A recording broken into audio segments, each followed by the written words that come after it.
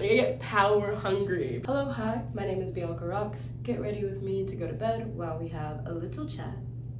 Today's new moon was in the sign Cancer, and that is a very loving, nurturing, and emotional sign. And I also have a Scorpio Moon, so I am inherently emotional. I'm very much a vulnerable person, and I know how powerful my emotions are. Like, if you know me, you probably don't think I'm very much of an emotional person, but I promise you, I will cry when I need to cry, and I don't really care who's around. For this new moons are a time of manifestation and just new things, bringing in new things into your reality.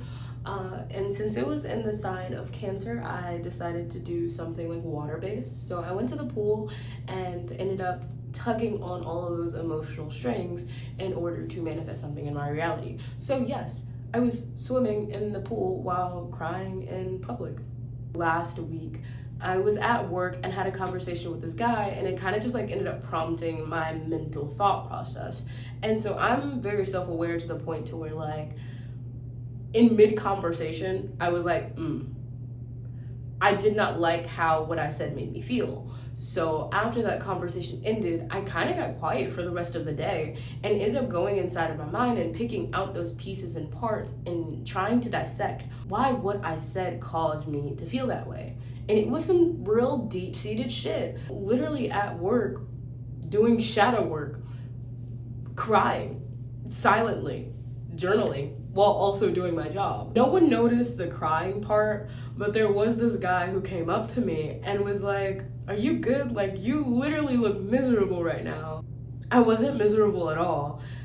I was going through a lot. Like, mentally, I was going through a lot, and it was all positive things. But like, before I was able to reach that positive thing, I had that troubling realization. I worked through it, and then he caught me in that transitional state of like, okay, I'm coming down from this emotional roller coaster. I'm low-key kind of drained, but I'm good. Like, I worked through it. I'm very happy with the thoughts that I'm having now. It's just kind of like one of those moments, like, yeah, you know, I do be looking miserable sometimes, but it's because I'm going through like so much in my mind, like all the time, constantly, 24/7. I genuinely love how deep I can get in my emotional state and how unapologetic I am about my emotions themselves. It is my superpower. When I ended up moving out of my mom's house, I took that as an opportunity to literally unpack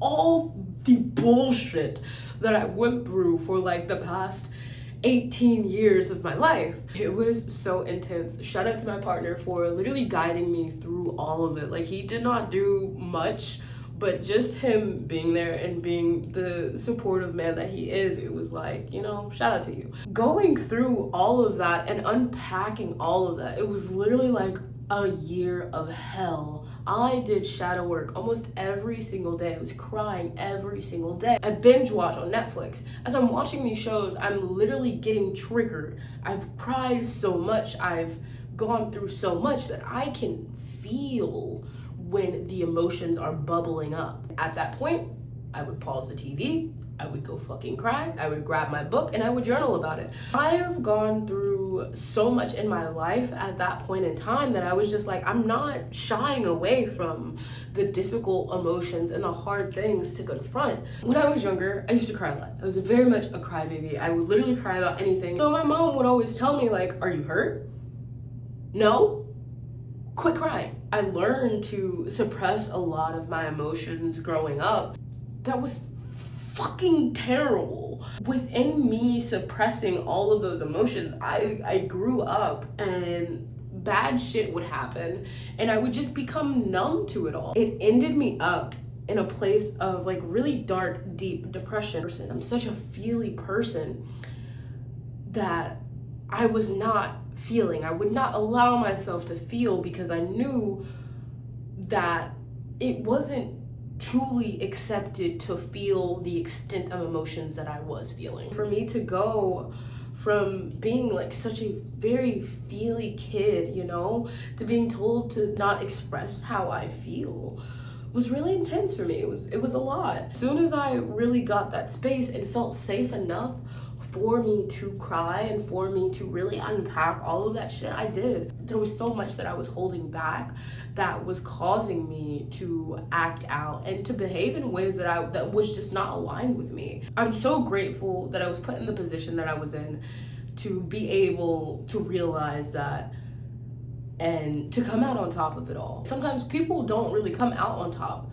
They allow those things to corrupt them, and they don't heal, they don't move on, they stay there and they allow it to just eat them alive. I didn't like the things that I was feeling, and even though it hurt, and it fucking hurt, I knew that that was something that I needed to do. I unconsciously do shadow work probably like a couple times a week. If I'm like going through something, I will ask myself the questions. I will pretend in my notebook as if I am the therapist. I keep a notebook on me at all times for the most part. I have a small little notebook in my backpack, and I have a collection of journals at my casa. At any point in time when I need to go in and do that subconscious dive and really figure out what's going on, I have that opportunity to. It's not something that I have to like put off and decode later on, when I most likely will forget about it or end up like suppressing it because it's like that's not something that I wanted to confront, or it's like that's not a big deal, you know, move on. My favorite way to do it is like asking myself questions like I mentioned before.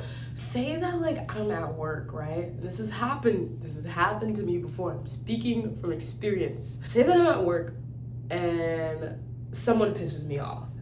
And it's like, it's something small. It doesn't seem like it's that big of a deal. And I'm like, in my mind, I keep replaying the situation, and I'm like trying to convince myself that, dude, it's not that big of a deal. Move on, it's not that deep.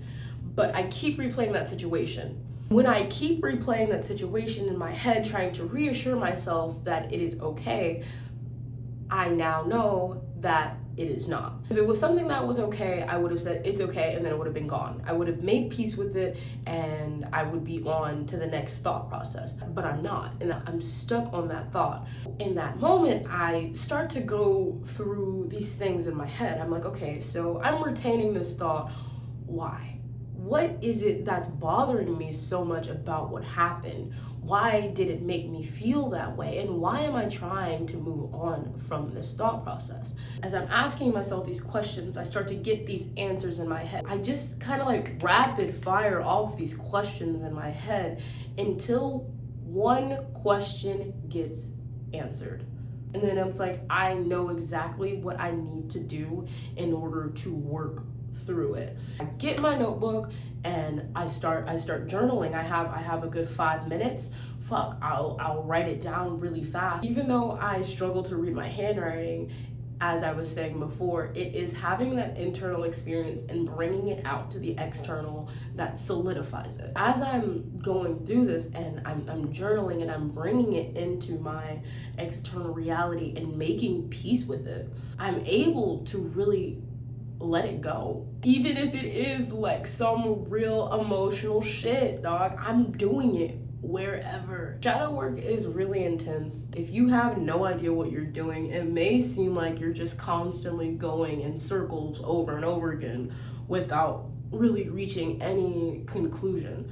Like when you finish doing shadow work, you should feel lighter. You should feel like you came to a conclusion, some type of solution, or like you've made peace with whatever it was that you were writing about. Sometimes I don't get that peace. At times, even leave my notebook feeling more confused than I did when I started. But that is all about the process. I think about my shadow work as a therapy session that I'm having with my higher self. My higher self already knows all the answers. It already knows why I'm feeling the way that I'm feeling, and that is the therapist. My higher self, aka my therapist, is supposed to do is to allow me to realize why I am feeling that way. My higher self or my therapist will ask those questions that gets me thinking, that really draws out those emotions inside of me so that I can come to those conclusions on my own.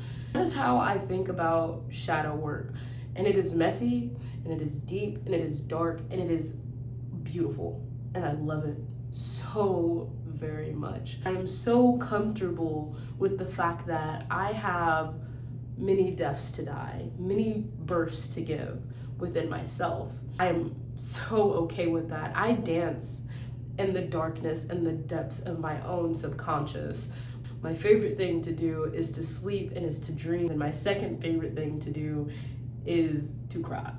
Because it's just so powerful. It's so, I get power hungry. So intense. And I think that is why a lot of people shy away from it and shy away from shadow work to begin with, is because it's so uncomfortable and it's so intense. So once you're there, dude, you're there and it feels so good. Jeez. If I was to write a step-by-step guide on how to do shadow work, I would only have 4, 5-ish steps. Okay, let me go through the steps. Step 1, meditate. In order to understand where you're having this discomfort and these emotions that you're running from, you have to first understand stillness and what it feels like to not have anything coming in, what it feels like to have an actual regulated nervous system, so that when those things do come up, you're able to pinpoint them. Step 2 would be to recognize the discomforts within your body. The easiest way to do this is to just be really mindful about like how you enter a space and how you leave a space and what goes on while you're in the space. You decide to go and visit an old friend. You and this old friend haven't talked in ages. When you get there, you're kind of feeling uneasy, especially when it comes to the different conversation topics that you're having. You leave the situation feeling a heaviness in your heart. That heaviness is associated with grief, because you now realize that you and this old friend have grown apart. The only way that you're able to realize that is being able to recognize what it feels like to have stillness in your heart, in your mind, in your body, in your soul, and then pinpointing where it is at in your body. And then now you are able to go home and to write about it, to pour your heart and soul into those pages, and to reminisce on all of those encounters that you and that dear friend had, and to make peace with the relationship that is gone. That's not necessarily shadow work. A lot of the times, shadow work has to do with childhood experiences, traumas, and things like that. That was a really solid example on how to journal through your emotions. You do that enough, you end up realizing within like conversations and things that you may be projecting behaviors that are not yours. You may be maintaining ideals that no longer align with you, or ideals that were projected onto you. So yes, 3 steps. 3, 1, 2, 3. Meditate, recognize, evaluate. But yeah. So shadow work, awesome. Your emotions, even cooler. Don't be afraid, embody those things, embrace them. I don't care if you have a penis or a vagina. It's literally not that deep. If you gotta go cry, take a little bathroom break. Go fucking cry about it. Type it down in your notes. Make a note in your phone so you can go back in and deal with those heavy emotions later. If you have someone that you're comfortable with, say it to them. Just say that you just want to say something. They don't have to respond. They don't have to be like, oh yeah, fuck that guy. He didn't fucking like what they said either. Use your emotions to your advantage, because a lot of the times your emotions can really prompt you into figuring out things that you are hiding from. So yeah, that is all I have for you all today. If you enjoyed this video, that is awesome. Thanks for sticking around to the end. If you are on your own journey and are tired of dealing with it all by yourself, I feel you. I have a Discord of like-minded individuals who would love to have you there. So come on, stop by. The link will be in the description box below. Yeah, I'm gonna go to sleep now. So hope this helped.